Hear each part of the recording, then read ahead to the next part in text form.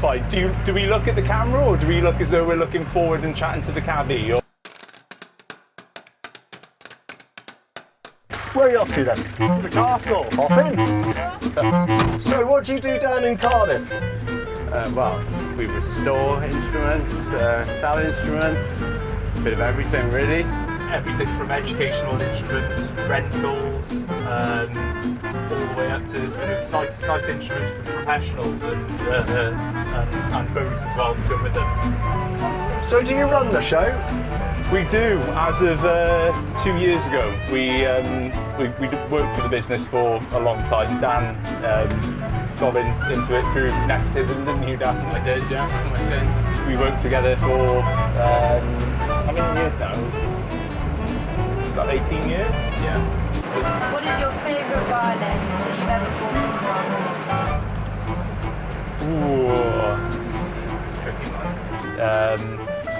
Amati? Always the best stock at Amati. Is that what you want to hear, Jamie? Yeah, is that right? Oh, that one landed. Do you actually still enjoy it? Love it. You know, it is. It's a lot. You know, it's a lot of work to try and sort of make sure that you're selecting the best instruments for customers, and obviously trying to get that right and the details right for everything we do in the business is very stressful, as I'm sure you know as well, Jamie. It's you know, it's about sweating the small stuff. Well, I was going to say, is it the business or is it having children? Or is it? It's probably a combination of the two, I think. You know, yeah. Because you're either feeling like you're being a bad businessman or a bad parent. Well, this is the constant strain. You know, there's you know, the call of home life and the call of the business, and the call of alcohol. That helps though. Which we're answering Well, currently. you're in luck for this one. We're going to one of the only open pubs on a Tuesday. Oh, fantastic! You know, that's So what we live that's a for. win. That's what I we should live give for, them a Jamie. name check. They're called the Castle. Lovely. Right, out you go. I'll just park up and I'll see you in a few minutes.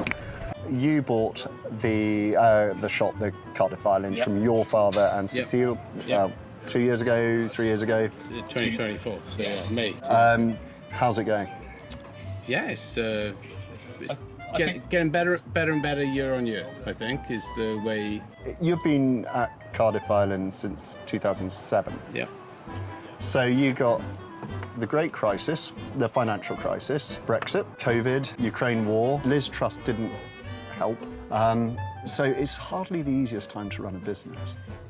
If you really care about sort of the customers and sort of doing best by them, and especially from our perspective as well, because we work predominantly sort of in the workshop, we want to lead from the workshop. That was always the mantra for us, you know, when taking over the business, to sort of bring it back to grassroots sort of workshop work. Yeah.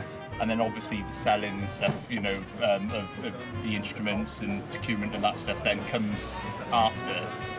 But I think the trust that you build by doing it that way round, I think is it's invaluable. You build like lifelong clients rather than sort of maybe sort of one-off clients. You So know. you've done it almost the opposite way to many, which is that you do the competence and then you do the flash on top.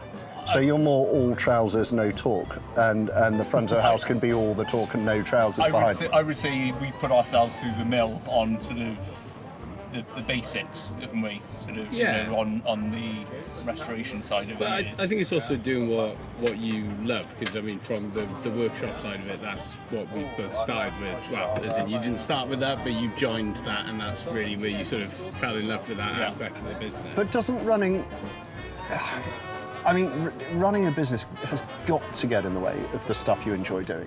The workshop. There's a sacrifice there, you know, but like it's, and we've talked about this, about sort of having certain days where it's always the temptation to look at your emails and basically everything on your to-do list, try and tick it off all at the same time. The temptation's always there to sort of, you know, hack through that stuff. But sometimes I think, you know, if you're doing lots of different things, especially if you've got the workshop side of things, I think you have to just focus on doing that, set the other stuff aside, and really compartmentalise sort of where you're at. So Are you any good at that?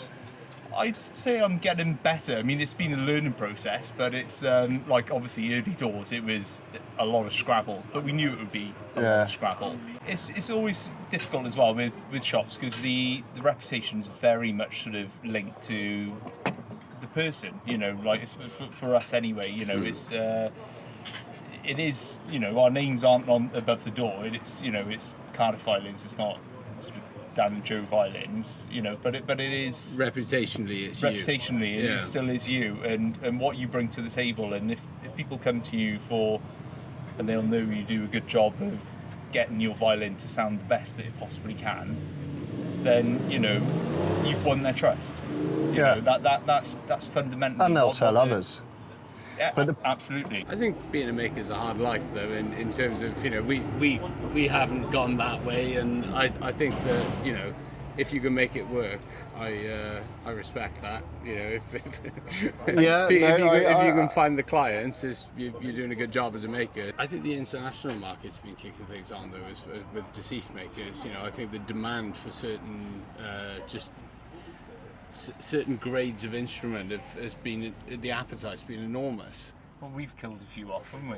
So, if we're going to do a sort of a mirror image, I'm the noisy one who makes chaos.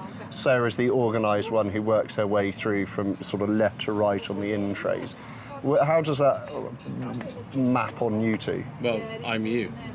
We're the fun ones. Yeah. Sorry, but also you and Sarah have, you know, a lot of fun too. Oh yes. Yeah. You're going to my main theory on life, which is that nothing in life is a decision. None of the big ones. All the big things are not decisions. They're just things that happen to you while you're not looking. I'd agree with that. I mean, is that also not just being in the moment and being maybe slightly chaotic? It's that, you know, it's everything that I've done. In a big sense, is that? Yeah. Children add that though, don't they? The chaos element of it. You sort of just you roll with the punches. You got to just take it as it comes, and you know. Yeah. Boarding school helps. I was chatting to a friend of mine recently and said, "What's the secret to a happy marriage?" Just looked at me straight face and said, "Boarding school." Boarding school.